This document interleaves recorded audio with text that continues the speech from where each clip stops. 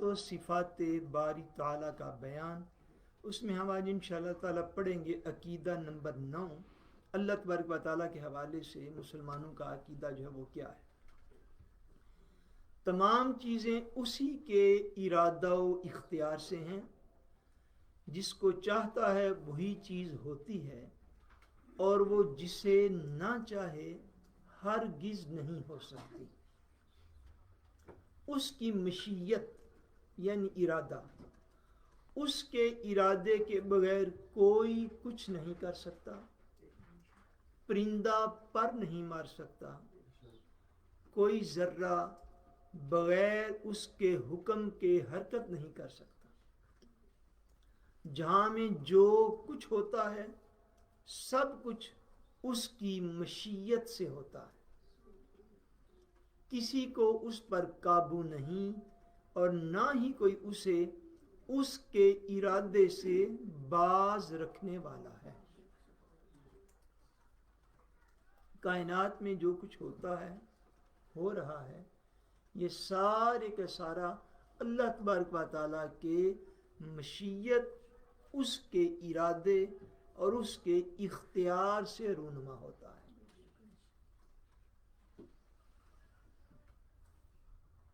آپ نے ساتھ ساتھ فشٹو ضرور کرنا ہے، اس بات کو ضرور سمجھیے گا، کیونکہ کلاس میں سمجھنے کے اوپر زیادہ توجہ کی ضرورت ہے۔ اس بات کو ضرور سمجھیے گا کہ کائنات میں جو کچھ ہوتا ہے یہ اللہ تبارک و تعالیٰ کی مشیت اور اس کے ارادے سے ہوتا ہے۔ مشیت کیا ہے؟ وہ اس کا اختیار ہے، وہ اس کا ارادہ ہے۔ اس کے ارادے کے بغیر کوئی کچھ نہیں ہوتا، نہ پرندہ پر مارتا ہے، نہ ذرہ حرکت کرتا ہے، نہ کائنات میں کچھ بھی ذرہ برابر بھی تبدیلی جو آتی ہے وہ اس کے ارادے کے ساتھ تعلق رکھتی ہے۔ اس کی مشیت اور ہے، یہ چیز سمجھ لیجیے گا، اور اس کی مشیت کے بعد اس کے احکام جو ہیں وہ انسان کی رہنمائی کے لیے۔ مشیت اور ارادہ اور اختیار جو ہے وہ کائنات میں صرف اسی کا ہے۔ سورج نے چڑھنا کب ہے اور غروب کب ہونا ہے، چاند نے نکلنا کب ہے اور ڈوبنا کب ہے۔ ہر چیز کائنات میں جو کچھ آپ کے سامنے رونما ہو رہا ہے، بارش نے برسنا کب ہے، دھوپ نے نکلنا کب ہے، پودے نے پیدا کب ہونا ہے، اس درخت نے مرجانا کب ہے، انسان نے پیدا کب ہونا ہے، انسان نے مرنا کب ہے۔ ہر چیز اسی کے اختیار میں ہے، اسی کے ارادے سے وہ کائنات میں ظاہر ہوتی ہے۔ اس کائنات میں جس کو ہم کہتے ہیں کوئی ایک درخت کا پتا بھی اس کی مشیت اور ارادے کے بغیر حرکت نہیں کرتا۔ یہ اس کا ارادہ، یہ اس کی مشیت اور یہ اس کا اختیار۔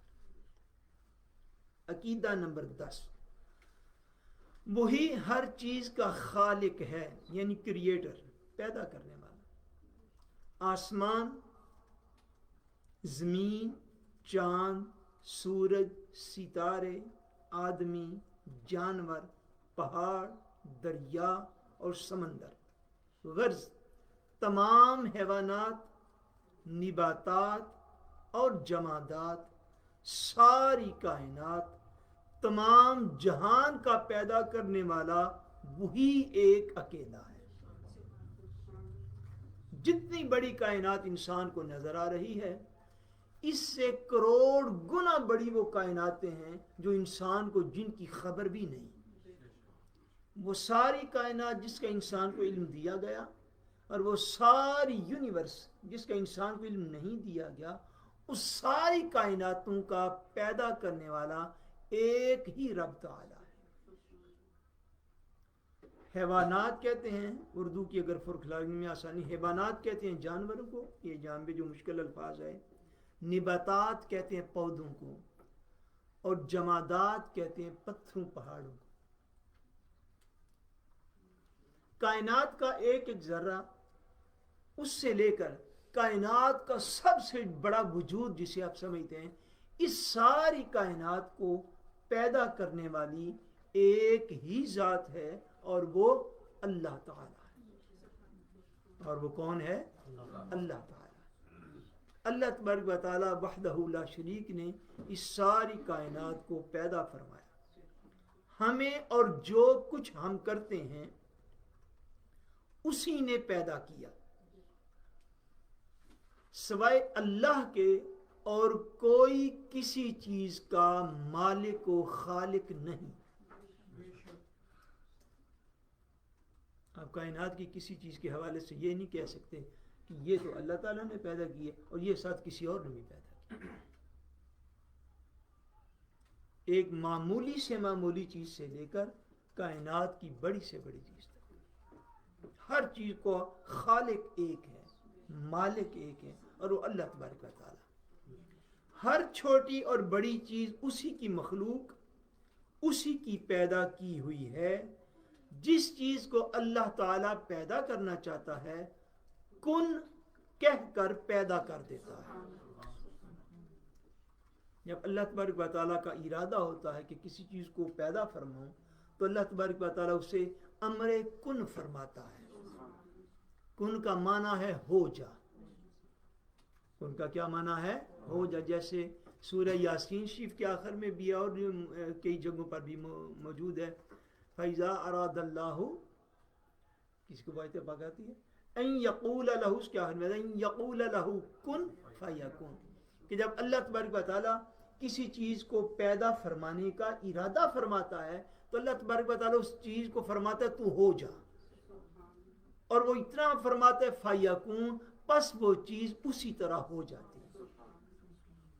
اسی نے اسی امر کن سے عرش کو پیدا فرمایا، اسی امر کن سے آسمانوں کو پیدا فرمایا، اسی امر کن سے زمین کو اور زمین کی چیزوں کو پیدا فرمایا، اسی امر کن سے اس نے سورج اور چاند اور انسان پیدا فرمائے۔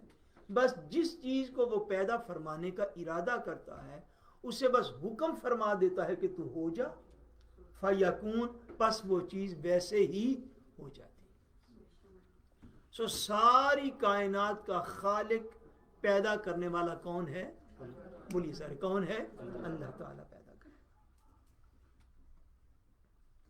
اور اس ساری کائنات میں ہم بھی شامل ہیں۔ یہ بھی ہر انسان کو یاد رکھنا چاہیے کہ ہمیں بھی اسی نے پیدا کیا۔ سو جو مالک ہے ہمارے وجود کا، جو خالق ہے ہمارے وجود کا، اس کے وجود پر بھی اختیار، بھائی دیکھیں نا، آپ کے پاس 5000 کروڑ، اس کے آپ مالک ہیں تو اس کا اختیار آپ کے پاس ہے۔ ایسے بات ہے کہ نہیں؟ میں مسائل کی ڈیٹیل میں صرف نہیں جا رہا، لیکن یہ خاص بات اگر ذہن میں آ گئی یہ تو اس کو سن لیں۔ یہ موبائل ہے، اس کا میں مالک ہوں، چاہوں تو اس بیٹی کو دے دوں، چاہوں تو اس بیٹے کو دے دوں، کہ وہ چیز میری ہے، اختیار بھی میرا ہے۔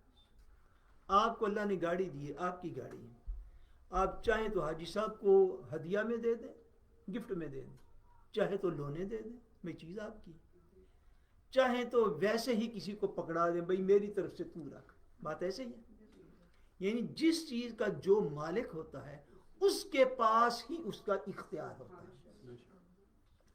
اس ساری کائنات کا بشمول انسان کے ہمارے خالق و مالک اللہ تبارک و تعالیٰ۔ سو انسان کا بھی چونکہ خالق اور مالک وہی ہے، اس لیے انسان کو اپنے جسم پر بھی کوئی اختیار نہیں ہے۔ یہ چیزیں نشین رکھنی، کیوں کہ انسان اپنے جسم کا مالک نہیں ہے، انسان اپنے جسم و جان کا مالک نہیں۔ مالک کون ہے؟ جو خالق ہے، جس نے پیدا کیا ہے، وہی اس جسم کا مالک بھی ہے۔ اسی لاجک کی بنا پر اسلام میں خودکشی کرنا، سیل مرد کرنا حرام ہے۔ حالات جتنے بھی خراب ہو جائیں کسی بندے کے، دنیا میں جتنی بھی مایوسیاں بڑھ جائیں، ان سب کے باوجود سیل مرد کرنا حرام ہے۔ کیوں؟ اس لیے کہ انسان اپنے جسم کا مالک نہیں، یہ اس کو اپنی مرضی سے ختم نہیں کر سکتا۔ انڈرسٹینڈ ہوا؟ کیوں کہ ہمارے جسموں کا مالک و خالق اللہ تبارک و تعالیٰ ہے۔ سو ہمارے جسموں پر اختیار بھی وہی رکھتا ہے۔ اس نے اپنے اختیار کو کیسے واضح فرمایا؟ اس نے اپنے اختیار کو حضور علیہ السلام پر قرآن مجید کو نازل فرما کے تو واضح فرما دیا۔ اس نے حضور علیہ السلام کی زبان سے اپنے ارادوں کو بیان فرما کے تو اس کو ظاہر فرما دیا۔ کہ بھائی تمہارا جسم ہے مگر اس کے اوپر اختیار میں رکھتا ہوں. آنکھ تمہیں دی ہے اختیار میرا ہے, زبان تمہیں دی ہے اختیار میرا ہے, کان تمہیں دیے اختیار میرا ہے, ہاتھ اور پاؤں میں نے دیے اختیار بھی میرا ہے کہ ان کو استعمال کے آداب جو میں اتاروں گا ان کے مطابق تم ان چیزوں کو استعمال کرو گے, چونکہ تم اپنے جسم کے مالک نہیں ہو. تم اپنے جسم کے مالک نہیں ہو. مالک اللہ تبارک و تعالی, خالق اللہ تبارک. نمبر 11, وہی رزاق ہے. 11واں عقیدہ کیا؟ وہی رزاق ہے, یعنی رزق دینے والا ہے. چھوٹی سے چھوٹی اور بڑی سے بڑی مخلوق کو روزی دیتا ہے, وہی ہر چیز کی پرورش کرتا ہے, وہی رب العالمین ہے, وہی حقیقتاً روزی پہنچانے والا ہے. ماں باپ, حاکم, بادشاہ, بلکہ فرشتے وغیرہ ہم سب وسیلے اور واسطے ہیں. سب وسیلے اور واسطے ہیں. اللہ تبارک و تعالیٰ اس کائنات کا رازق ہے, رزاق ہے. وہ رزق اپنی ساری مخلوق کو رزق وہی عطا فرماتا ہے. اپنی ساری مخلوق کو رزق وہی عطا فرماتا ہے, مگر اپنی مخلوق تک رزق پہنچانے کے لیے اس نے کئی اسباب اور وسیلے جو ہیں وہ پیدا فرمائے. ان وسیلوں کے بغیر رزق ملتا نہیں ہے. اگر ذہن نشین کر لو, وسیلے کے بغیر ملتا کسی کو کچھ نہیں ہے. عطا وہ فرماتا, رازق وہ ہے. اس نے انسان کو جو کچھ عطا فرمایا, دیگر مخلوقات کو اس نے جو کچھ عطا فرمایا, ہر چیز اس نے وسیلے کے ساتھ عطا فرمائی. بغیر وسیلے کے کوئی رب کی کائنات سے کوئی بھی چیز حاصل کر سکتا نہیں. ماں باپ اپنی اولاد کو جو کچھ دیتے ہیں, یہ جو کچھ بھی دیتے ہیں یہ اللہ تبارک و تعالیٰ کی عطا ہے, وسیلہ والدین ہے. عطا کس کی ہے؟ بولیے, انسان کو رزق کون دیتا ہے؟ وسیلہ کون ہے؟ والدین. ماں ہے, پھر باپ ہے, پھر دیگر ذرائع سارے موجود. اس لیے مسلمان کو یہ عقیدہ رکھنا چاہیے, اور یہی ہمارا عقیدہ ہے کہ اگر ہم کسی جگہ پر یوگ کرتے ہیں, وہ رزق ہمیں اللہ تبارک و تعالیٰ عطا فرماتا ہے. اور باعث گیور جو ہے ہمیں کام دینے والا, وہ ہمارے لیے وسیلہ رکھا گیا. وہ کیا رکھا گیا؟ ہمارے لیے وسیلہ رکھا گیا. اللہ تبارک و تعالیٰ نے انسان کو اور دیگر مخلوقات کو جو رزق عطا فرمایا, جیسے جیسے کوئی مخلوق ویسے ویسے اس کا رزق, ویسے ویسے اس کا رزق ہے. اب جو سمندروں کے اندر نیچے مخلوق ہے, اس کے لیے اس کا رزق وہاں پر موجود ہے. جو صحرا میں جنگل میں موجود ہے, اس کا رزق وہاں پر موجود ہے. اور جنہوں نے اپنے لیے کوٹھیاں بنا لی ہیں, جن کو اللہ نے اتنی عقل دی ہے, وہ ان کو رزق جا کے تلاش بھی کرنا پڑتا ہے. آپ نے دیکھا صبح صبح پرندے اڑتے ہیں اور ایک طرف کو چلتے ہیں, اور سارا دن اپنے رزق کی تلاش کرتے ہیں, اور پھر شام کو اپنے گھروں کو واپس آتے ہیں. اللہ تبارک و تعالیٰ نے ساری مخلوق کو رزق عطا فرماتا ہے, مگر اس کے لیے سٹرگل, جانداروں کے لیے اس کے لیے محنت, اور ان کو حاصل کرنے کے مختلف وسیلے موجود ہیں. ان وسیلوں کے بغیر کوئی بھی چیز حاصل ہو سکتی نہیں, کوئی بھی چیز حاصل ہوتی نہیں. یہ چیز ذہن نشین کرنا ہوگی. وسیلہ کے بغیر اللہ تبارک و تعالیٰ کی کائنات سے کوئی بندہ ایک چیز بھی حاصل نہیں کر سکتا. کچھ لوگ عقیدے کے اندر جا کے وسیلے کے منکر ہو جاتے ہیں, ان کے لیے یہ دعوت فکر ہے. آپ بغیر وسیلے کے پانی کا گھونٹ نہیں پی سکتے. کہ پی سکتے ہیں؟ بولیے, نہیں پی سکتا. بغیر وسیلے کے آپ کو آکسیجن نصیب نہیں ہو سکتی. بغیر وسیلے کے آپ کو دودھ, بریڈ اور پانی نصیب نہیں ہو سکتا. بغیر وسیلے کے آپ زندہ نہیں رہ سکتے. تو بغیر وسیلے کے آپ ہدایت کیسے پا سکتے ہیں؟ ممکن ہی نہیں. کائنات کی کوئی بھی چیز بغیر وسیلے کے نہیں ملتی. یہ موٹا اصول ہے. آپ 10,000 چیزوں کی اگزامپل لے لیں گے, آپ کو دیکھنے کے لیے وسیلے کی ضرورت ہے, بولنے کے لیے وسیلے کی ضرورت ہے, چلنے کے لیے وسیلے کی ضرورت ہے, کھانے کے لیے وسیلے کی ضرورت ہے, ہضم کرنے کے لیے وسیلے کی ضرورت ہے, زندہ رہنے کے لیے وسائل کی ضرورت ہے. اسی طرح ایمان, تقوی, طہارت اور اس ساری چیزوں کو حاصل کرنے کے لیے بھی وسیلے کی ضرورت ہے. نمبر 12 جی تقویٰ بیٹے کہتے ہیں اللہ تبارک و تعالیٰ کا ڈر اور خوف رکھنا اور نیک اعمال کرنا. وہ بھی بغیر وسیلے کے نصیب نہیں ہو سکتے ہیں. کوئی نہ کوئی وسیلہ کو نارویج میں کیا کہیں کنتاکت پرچون کہہ لیجیے یا میگلر کہہ لیجیے پوائنٹ مکتا. آپ کو کوئی نہ کوئی ایسا وسیلہ چاہیے ہے کہ جو کہ آپ کی رہنمائی کرے. اس کے بغیر آپ ہدایت بھی حاصل نہیں کر سکتے. ہم عجیب لوگ ٹھہرے ہیں کہ ہم لوگ رزق حاصل کرنے کے لیے 10-12 گھنٹے جاب کرتے ہیں, ٹھیک, اور ہدایت حاصل کرنے کے لیے ہمارا یہ خیال ہے کہ وہ ہمارے اوپر ڈائریکٹ ہی اللہ تعالیٰ اتارے پھر ہم ہدایت حاصل کریں. نہیں, ایسے عقیدے اور ایسے تھرو اور ایسے نظریے دیے جا رہے ہیں. جس طرح اللہ تبارک و تعالیٰ رزق کا مالک ہے ایسے ہی اللہ تعالیٰ ہدایت کا مالک ہے. اللہ تعالیٰ ہدایت کا مالک ہے, اور جس کو جس طرح رزق جس کو دیتا ہے وہی دیتا ہے, اس طرح ہدایت بھی جس کو دیتا ہے وہی دیتا ہے. مگر جس طرح رزق وسیلے سے دیتا ہے اسی طرح ہدایت بھی وسیلے سے دیتا ہے. غیر وسیلے کی ہدایت بھی نصیب نہیں ہو سکتی. نمبر 12 عقیدہ نمبر 12 وہ متکلم ہے. اللہ تبارک و تعالیٰ کیا ہے؟ متکلم ہے, یعنی کلام بھی کرتا ہے. سبحان اللہ. اللہ تعالیٰ کلام بھی فرماتا ہے مگر اس کا کلام آواز سے پاک ہے. یہ عقیدہ ہے اللہ تبارک و تعالیٰ کا کلام جو ہے وہ آواز سے بھی پاک ہے. جس طرح اس کا کلام کرنا زبان سے نہیں, یوں ہی اس کا دیکھنا سننا آنکھ اور کان سے نہیں.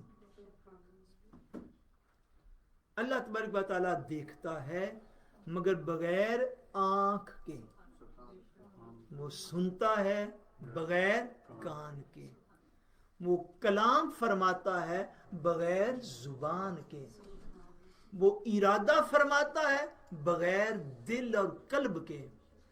اس کی رحمت اترتی ہے مگر بغیر جسم اور بغیر پاؤں کے. وہ اپنی مخلوق کی گرفت فرماتا ہے مگر بغیر ہاتھ کے. اس کو اللہ تبارک و تعالیٰ بے مثال ہے. سارے بولیے اللہ تبارک و تعالیٰ کیا ہے؟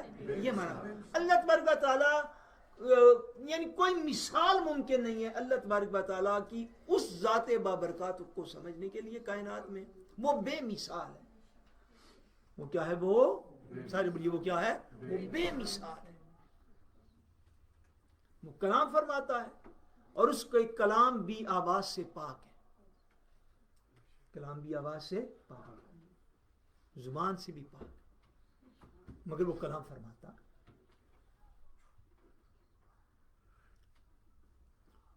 حضور نبی کریم صلی اللہ علیہ وسلم نے ایک روایت کے اندر موجود ہے, حضور پاک نے ارشاد فرمایا جب اللہ تبارک و تعالیٰ کلام فرماتا ہے تو اس کے کلام کی ہیبت سے عرش الہی پر لرزہ طاری ہو جاتا ہے. اور جو عرش الہی کے فرشتے ہیں اور اوپر سدرۃ المنتہا اور آسمانوں کے جو فرشتے ہیں ان کے دل اس روب اور جلال سے ان کے دل بھی لرزہ براندام ہو جاتے ہیں. پھر وہ کیفیت نیچے والے آسمان کے فرشتوں پر اترتی, پھر وہ اللہ تبارک و تعالیٰ کے روب و جلال سے لرزتے رہتے ہیں. فرمایا پھر وہ کیفیت اترتے اٹھتے گرادویز پہلے آسمان تک آتی. جب پہلے آسمان کے فرشتے اس کیفیت سے باہر نکلتے ہیں تو اس وقت وہ اللہ تبارک و تعالیٰ کی مراد اور ارادے کو سمجھ چکے ہوئے ہوتے ہیں. ان کو بھی اتنا ہی میسر ہوتا ہے کہ اللہ تبارک و تعالیٰ جب کلام فرمانے کا ارادہ فرماتا ہے تو اس کی وہ مخلوق جو عرش پر ہے, جو 7ویں آسمان پر ہے, جو جنت میں ہے, وہ ملائکہ جب وہ اللہ کے روب و جلال سے کانپنے لگ جاتے ہیں. اور جب کچھ عرصے کے بعد ان کی وہ کیفیت ختم ہوتی ہے, اس کیفیت کے بعد وہ ایک دوسرے کو پوچھتے ہیں کہ ہمارے رب نے کیا فرمایا. اور فرمایا حضور پاک نے کہ ان کے دل کے اندر وہ کلام موجود ہوتا ہے جو اللہ تبارک و تعالیٰ کا ارادہ ہوتا ہے. اس سے وہ سمجھتے ہیں یہ ہمارے رب نے ہم سے فرمایا. وہ ساری کائنات کو دیکھتا ہے مگر وہ جسم سے پاک ہے, اس کی کوئی آنکھ نہیں. ساری کائنات کی سنتا ہے مگر وہ کانوں سے پاک ہے, اس کے کوئی کان نہیں. مثل دیگر صفات کے کلام بھی قدیم ہے, جس سے اللہ تبارک و تعالیٰ کی بقیہ ساری صفات قدیم ہیں جو ہم نے پچھلی دفعہ عرض کیا تھا, ایسے ہی اس کا کلام بھی قدیم ہے. تمام آسمانی کتابیں, صحیفے اور قرآن کریم سب اللہ تبارک و تعالیٰ کا کلام ہے. ہمارا پڑھنا لکھنا اور یہ آواز یہ حادث اور نوپید ہے.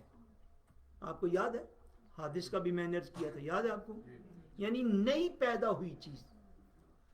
قرآن مجید اللہ تبارک و تعالیٰ کا کلام ہے اور یہ کلام قدیم ہے. یہ کلام کیا ہے؟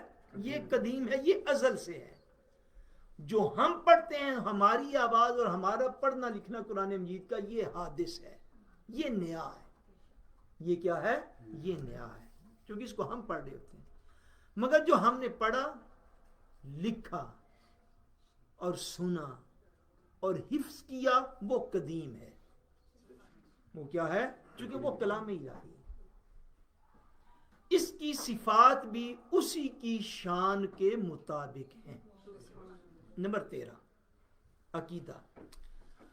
وہ ہر کمال کا, ہر خوبی کا جامع ہے اور ہر عیب و نقصان اور برائی سے پاک ہے.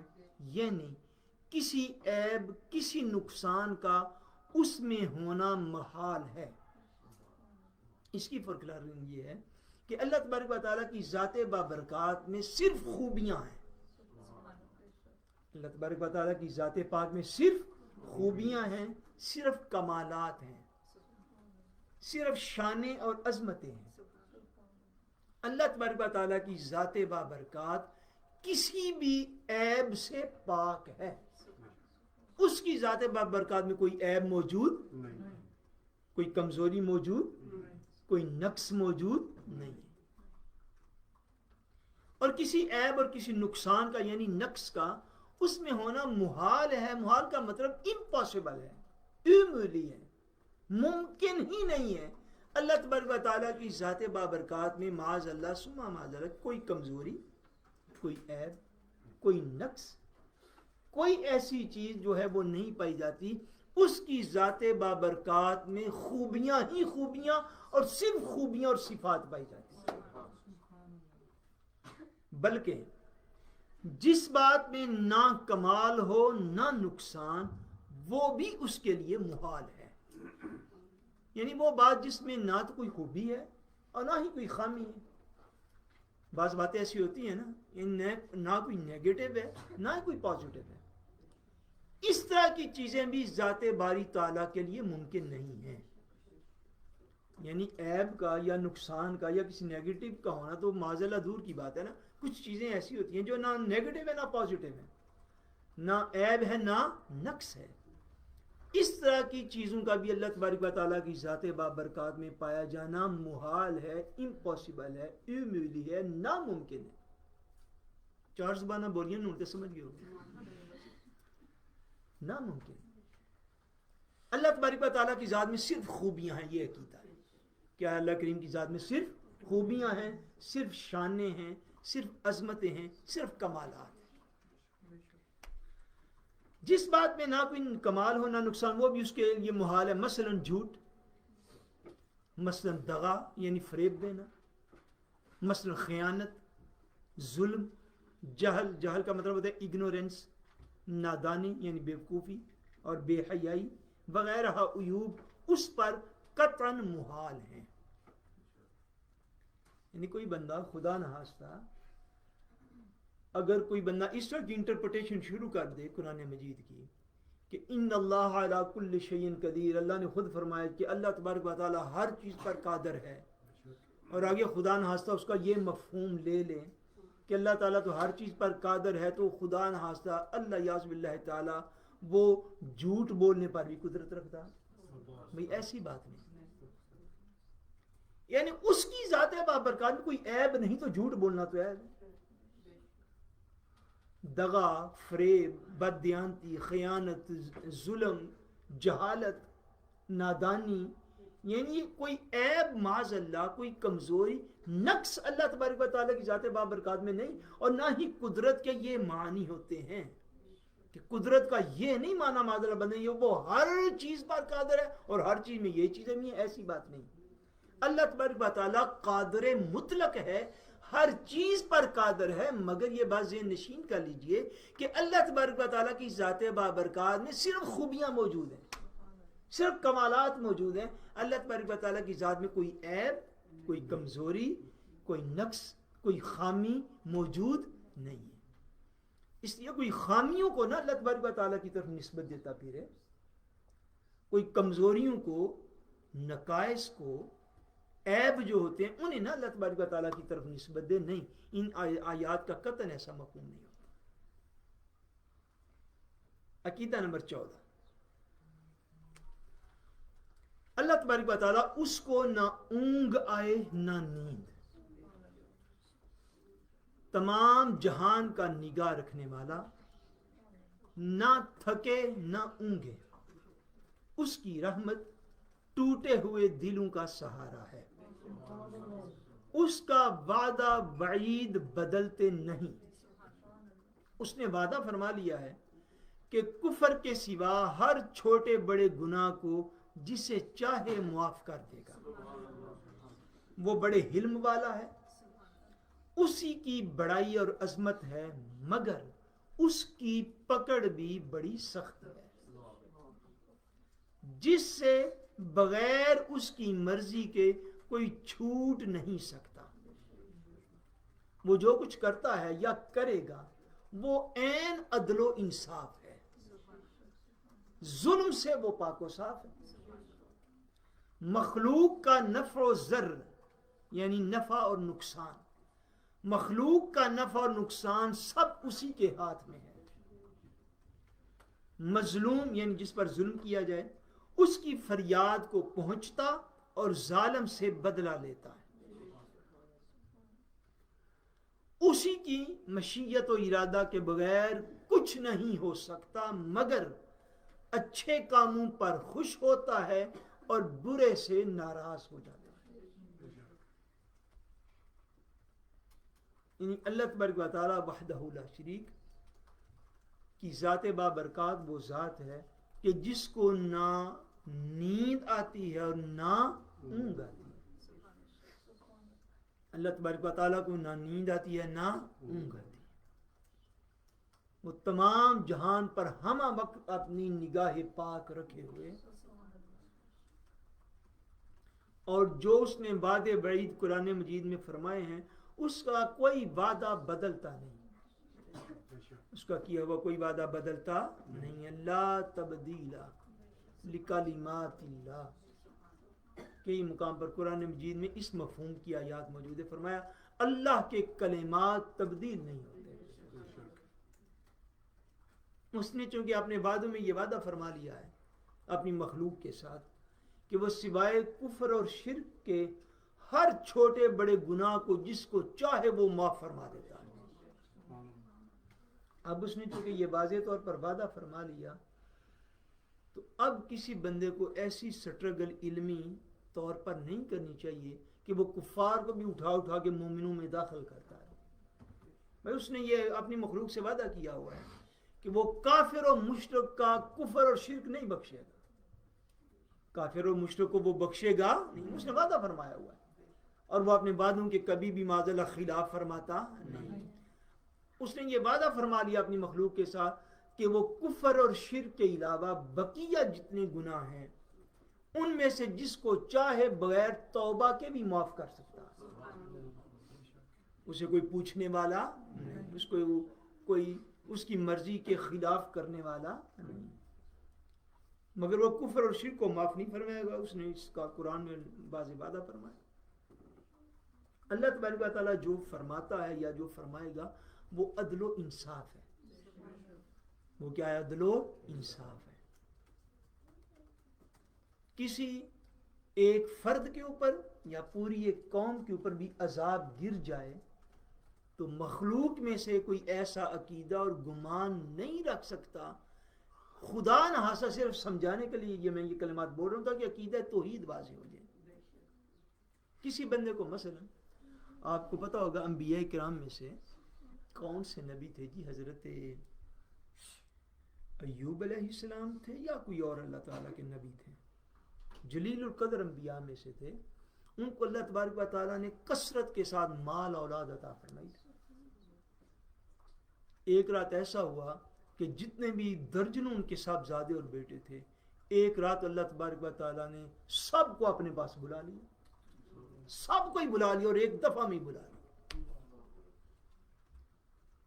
ایک دفعہ ایسا ہوا کہ ان کے جتنے بھی باغات تھے ایک ہی رات میں سارے باغات جل کے راکھ ہو گئے. وہ انبیاء ہیں اور اللہ کو اپنی مخلوق میں سب سے پسندیدہ مخلوق اپنے نبی. اب آپ ان مقام و مراتب کو چھوڑ کے بہت نیچے آئیے. ہم جتنے عام انسان اور مخلوق ہیں، اگر کسی انسان پر مئینگاں اللہ تبارک و تعالیٰ کوئی ایسی آزمائش نازل فرما دیتا ہے، کوئی دوسرا دیکھنے والا یا کسی قوم پر مئینگاں کوئی آزمائش نازل فرما دیتا ہے، جیسے قرآن مجید میں کئی واقعات ہیں. جیسے حضرت سیدنا عزیر علیہ السلام کا واقعہ ہے. او کالذی مر علی قریۃ وہی خاویۃ علی عروشہا. فرمایا ہمارا ایک بندہ تھا، وہ کہیں سفر پر جا رہا تو اس نے ایک بستی دیکھی، ایک گاؤں دیکھا، ایک شہر دیکھا. کیسے دیکھا اس نے وہ شہر؟ فرمایا اس حالت میں دیکھا کہ سارے شہر کی چھتیں جو ہیں وہ اس کی زمین کے اوپر گری ہوئی تھی. ساری بستی کو اللہ نے عذاب دے کے مئینگاں ہلاک فرما دی. آج اتفاقاً 8 اکتوبر بھی ہے، اور 8 اکتوبر جو ہے یہ زلزلہ آیا تھا مظفر آباد میں. 2005 کی بات ہے یا کب کی بات جی؟ تو سارے کا سارا شہر تباہ ہو گیا. مسلمان جو ہے جو توحید کے مسائل ہیں، یہ بات سمجھ لیجئے، کسی کا 10,000 کا نقصان ہو جائے یا 10 کروڑ کا نقصان ہو جائے، کسی کو ایک دن میں 1 کروڑ مل جائے یا 10 کروڑ مل جائے، یہ بات ذہن نشین فرما لیجئے کہ عقیدہ ہمارا یہ ہے کہ جو کچھ اللہ تبارک و تعالیٰ فرماتا ہے وہ کسی کے ساتھ ظلم نہیں فرماتا. معاذ اللہ، وہ جو کرتا ہے یا کرے گا وہ عین ان لوگوں کے لیے عدل و انصاف ہوتا ہے. وہ عین ان لوگوں کے لیے عدل و انصاف ہوتا ہے. مگر جو اس کے پیارے ہیں، جو اس کے اولیاء ہیں، جو اس کے انبیاء ہیں، ان کو وہ آزمائشوں میں مبتلا فرما دیتا ہے. بقیہ مخلوق کے لیے اب وہ سارا عدل و انصاف ہے جو ان کے ساتھ ہوتا ہے. کسی بھی بندے کے ساتھ اس کائنات میں ذرہ بھر کوئی زیادتی نہیں قدرت کی طرف سے. یہ بات ذہن نشین فرما دی. نہ ہی مسلمان کا کوئی ایسا عقیدہ ہے. ہاں جس کو وہ دیتا ہے وہ اپنے فضل سے دیتا ہے، اپنے کرم سے دیتا ہے. عقیدہ نمبر 15، اس کے ہر فعل میں کثیر حکمتیں ہیں، خواہ ہماری سمجھ میں آئے یا نہ آئے. اس کے فعل کے لیے غرض و غایت نہیں. یعنی اللہ تبارک و تعالیٰ کے افعال جو ہیں ان کے لیے کسی گرن کا جاننا یہ مسلمان کے لیے ضروری نہیں ہے کہ یہ کام کیا گیا تو جی کیوں کیا گیا، یہ حکم دیا گیا جی کیوں دیا گیا. باہر گرن تل دکتا ہے ایتھوں شروع ہوندے ہو نا سر. بھائی توحید کو تو سمجھیے. جو آپ کیا میں خالی تصویر ہے کہ کلمے کا بیرد ہی پیا کرنا ہے. توحید کو سمجھیے. شان توحید کیا ہے، اللہ تبارک و تعالیٰ کی ذات و صفات کیا ہے. آپ گرن ضرور پوچھئے اور بتلانے والے ضرور بتلائیں. یہ ایک الگ فاگ ہے اور ضرور ہونا چاہیے. مگر پہلے آپ تصور توحید کو سمجھ لیجئے کہ اللہ تبارک و تعالیٰ کے وحدہ لا شریک کے ایک ایک حکم کی، ایک ایک اس کے فعل مبارک کی کئی حکمتیں ہیں. بعض حکمتیں مخلوق کی سمجھ میں آ جاتی اور بعض حکمتیں مخلوق کی سمجھ میں نہیں آتی. مگر اللہ تبارک و تعالیٰ کے افعال کے لیے، اس کے احکام کے لیے کسی غرض و غایت کا ہونا کوئی ضروری نہیں ہے. یعنی ایسی غرض و غایت جس کا انسان کو علم ہو سکے اور انسان اس کو مکمل طور پر جان سکے. نہ اس کے افعال علت و سبب کے محتاج ہیں، وہ کسی گرن کے محتاج نہیں ہیں، اور نہ ہی وہ اپنے ہر فعل اور حکم کی کوئی گرن اپنی مخلوق کو بتانے کا پابند ہی نہیں ہے، وہ تو رب ہے، رب۔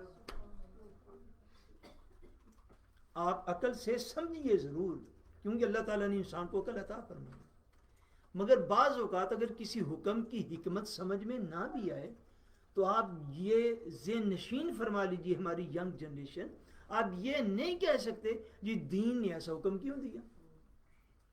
آپ کو پتہ ہے دین کسی تھاٹ کا نام نہیں ہے، دین کس کا نام ہے؟ اللہ کا حکم اور اس کے رسول کا حکم، بلکہ رسول اللہ کے جتنے احکام ہیں وہی بیسکلی طور پر اللہ کے احکام ہیں، چونکہ اللہ کے سارے حکم جس در سے ملتے ہیں وہ در رسول پاک ہے۔ بھئی اللہ کے حکام کا کہاں سے مخلوق کو پتہ چلا؟ رسول اللہ صلی اللہ علیہ وسلم۔ اللہ نے اور تو کسی پر وحی نہیں اپنی اتاری، اللہ نے حضور کو عطا فرمائی، حضور نے ساری کائنات کو عطا فرمائی۔ جس مقام پر قرآن و حدیث خود ان کی وضاحت کر دیں کہ یہ احکام ایسے ہیں جن کی وضاحت جو ہے وہ موجود ہوتی ہے، گرن جو ہے بعض آیات و حدیث میں نظر آ رہی ہوتی، مگر بہت سارے احکام ایسے ہیں جن کی ظاہری گرن جو ہے وہ ارشاد نہیں فرمائی جاتی۔ علماء اپنی ریسرچ کرتے رہتے ہیں، تحقیق کرتے رہتے ہیں، پیش کرتے رہتے ہیں، یہ سارے ایک الگ فاغ اور بڑا ضروری ہے، میں سمجھتا ہوں، مگر اس کے باوجود عقیدہ توحید کو سنیے اور سمجھیے، وہ یہ ہے کہ اللہ تبارک و تعالیٰ اپنے احکام کا، اپنے افعال کا مخلوق کو بتانے کا پابند نہیں ہے۔ مخلوق نو اپنی گرنٹ سے سمجھنی چاہیے کہ ساڑی بھی کوئی گرنٹ سے ہے، مخلوق کو اپنی اوقات یاد رکھنی چاہیے۔ قرآن مجید میں ایک مقام پر ہے جس کا مفہوم یہ ہے کہ انسان اس بات کو بھول جاتا ہے کہ اس کو کیسے پیدا کیا گیا، مگر وہ اللہ تبارک و تعالیٰ کے بارے میں بڑا جھگڑا کرتا ہے۔ یہ کہتے پاک کا مفہوم ہے، ہول افستن، اس بات سے کہ بات کو کرنے سے پہلے سوچ لو گے تمہاری اپنی اوقات کتنی ہوئی۔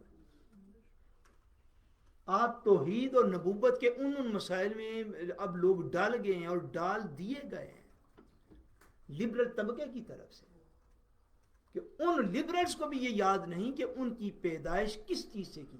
بندے کو اپنی اوقات دیکھ لینی چاہیے، ان کو سمجھ لینا چاہیے کہ ہماری جو ہے وہ ہم کہاں سے چلے اور ہم نے مر کے زمین کے کس حصے میں جانا۔ مراد یہ ہے کہ دین کے سارے احکام، اللہ تبارک و تعالیٰ کے سارے افعال جو ہیں ان کی حکمت جو ہے سمجھ میں آ جائے تو فابہہ، نہ بھی سمجھ میں تو اللہ تبارک و تعالیٰ اپنی مخلوق کو کہ ہر چیز کی یا کسی بھی چیز کی فورکلارنگ کرنے کا کوئی معذرہ محتاج یا ضرورت مند نہیں، اس کا حکم ہے، آپ فالو کریں۔ سب باتوں کا کہتے ہیں خلاصہ یہ ہے کہ جہاں تک عقل پہنچتی ہے وہ خدا نہیں، اور جو خدا ہے وہ عقل میں آ نہیں سکتا۔ وہ ایک شعر مجھے بڑا پسند ہے، ویسے عموماً میں کہتا ہوں تو جب میں شعر پڑھنے لگتا ہوں میں بھول جاتا ہوں۔ عقل میں جو گر گیا لا انتہا کیوں کر ہوا، اور جو سمجھ میں آ گیا پھر وہ خدا کیوں کر ہوا۔ بھائی جو سمجھ میں آ وہ خدا کیسا ہے، کیونکہ انسان کی عقل ہے لمیٹڈ، اور جو لمیٹڈ ہو گیا وہ خدا کیسے ہو سکتا ہے؟ اب بات سمجھیں، لمیٹڈ آپ بھگوان ہی سمجھ سکتے ہیں، وہی ہاتھ نال بنایا سی، پتھر نال تراشیا سی، اب بات کو سمجھ گئے؟ آپ لمیٹڈ بھگوان کو سمجھ سکتے ہیں یا لمیٹڈ گائے کو سمجھ سکتے ہیں، بے شک آپ اس کو سجدے کرتے رہیں یا جو مرضی کرتے رہیں اس کے ساتھ۔ بھائی جو عقل کے اندر پورا آ جائے وہ پھر خدا تو نہیں رہتا نا، خدا کہتے ہی اسے جو عقل سے مابرا ہوتا ہے وہ خدا ہوتا ہے۔ عقیدہ نمبر 16، اللہ تبارک و تعالیٰ کا دیدار آخرت میں ہر مسلمان کے لیے ممکن بلکہ واقع ہے۔ سبحان، یہ مسلمان آخرت میں رب تعالیٰ کا دیدار کریں گے، اللہ تعالیٰ مسلمانوں کو اپنا دیدار عطا فرمائے گا۔ بھائی یہ بھی اللہ تبارک و تعالیٰ کی کرم نوازی ہے کہ اس نے یہ انعام اپنے مومن بندوں کے لیے رکھا ہے کہ جو ساری عمر اس کو بغیر دیکھے سجدے کرتے رہے، جی ساری عمر اس کے نام کی تسبیحات کو بلند کرتے رہے۔ اور کوئی شخص اگر کسی شخص کو 10,000 سال عمر دے دی جائے، 10,000 سال، حالانکہ تاریخ انسانیت میں اتنی عمر کا کوئی بندہ نہیں. میں ایگزامپل دے رہا ہوں, کسی شخص کو 10,000 سال عمر دے دی جائے اور وہ 10,000 سال میں اللہ تبارک و تعالیٰ کے کسی ایک حکم کی بھی نافرمانی نہ کرے, تو اس کے باوجود بھی وہ اس قابل نہیں ہوتا کہ وہ اللہ تعالیٰ کا دیدار کے قابل ہو سکے. ایسا نہیں ہوتا. اللہ جو انعام عطا فرماتا ہے وہ اپنے فضل سے عطا فرماتا ہے, مگر اس نے مومنوں کے اوپر یہ کرم رکھا ہوا ہے کہ وہ اہل ایمان کو قیامت والے دن اپنا دیدار عطا فرمائے گا. مگر اس حوالے سے عقیدہ کیا ہے وہ اگلی لائن میں, البتہ اس کا دیدار بلا کیف ہے. بلا کیف یہ ہے یعنی دیکھیں گے, زیارت کریں گے, یہ ایمان ہے, مگر یہ نہیں کہہ سکتے کہ کیسے دیکھیں گے, اس کی کیفیت کیسے ہوگی وہ کوئی بندہ بیان نہیں کر سکتا. اس کی ایک ایگزامپل ایک حدیث پاک میں دی گئی ہے. حضور پاک صلی اللہ علیہ وسلم, حضور علیہ السلام سے بعض صحابہ کرام نے پوچھا, حضور کیا ہم رب تعالیٰ کا قیامت والے دن دیدار کریں گے؟ حضور علیہ السلام نے فرمایا ہاں, اللہ کریم تمہیں اپنا دیدار عطا فرمائے گا. اور کہ حضور کیسے عطا فرمائے گا؟ فرمایا ایسے ہی عطا فرمائے گا جیسے تم آج زمین پہ بیٹھ کے 14ویں رات کا چاند دیکھ لیتے ہو. جی وہ عطا فرمائے گا, مگر اس کی ایگزیکٹ کیفیت کیا ہوگی اس کے معاملے میں کوئی خبر نہیں دی گئی. ہاں یہ ایمان ضرور ہے احادیث کی روشنی میں کہ اللہ تبارک و تعالیٰ اہل ایمان کو قیامت والے دن اپنا دیدار عطا کرے. اللہ تعالیٰ اہل ایمان کو قیامت والے دن اپنا دیدار عطا فرمائے, مگر اس کی کیا کیفیت ہوگی اس کے متعلق کوئی اطلاع جو ہے وہ کنفرم تعلیمات میں نہیں دی گئی, یہ بات چھپا کے رکھی گئی. عقیدہ توحید کے حوالے سے آخری بات جو آپ نے سنی اور پچھلے لیکچر میں بھی ہوئی, اس دفعہ بھی اس کو اس حوالے سے میں ایک خاص بات عرض کر کے تو ابھی اس کو ختم کر دیتے ہیں, پھر نماز مغرب پڑھیں گے انشاءاللہ. کہ اللہ تبارک و تعالیٰ کی صفات جو تھی مین ساری آپ نے سن لی. اللہ تبارک و تعالیٰ موٹی چیزیں, اللہ تبارک و تعالیٰ دیکھتا ہے, اللہ تبارک و تعالیٰ بولیے نا دیکھتا ہے, اللہ تبارک و تعالیٰ سنتا ہے, اللہ تبارک و تعالیٰ کلام فرماتا ہے. اگر اللہ تبارک و تعالیٰ دیکھتا ہے تو انسان بھی بولیے نا انسان بھی دیکھتا ہے. آپ دیکھ لیں گے نہیں بولیے. اللہ تعالیٰ سنتا ہے تو انسان بھی, آپ میری بات سن رہے ہیں, میں آپ کی بات سن رہا ہوں, ٹھیک. اللہ تعالیٰ کلام فرماتا ہے اور آپ اور میں بھی بات کر رہے ہیں اور کرتے ہیں. سو جو پروپیگنڈا اس وقت دینی لیول کے اوپر چما پاسے ہو رہا, پوری شد و مد نال ایک صدی ہوندا رہا. اس تو پہلے اس طرح کے فتنے کوئی نہیں سن دین دے وچ.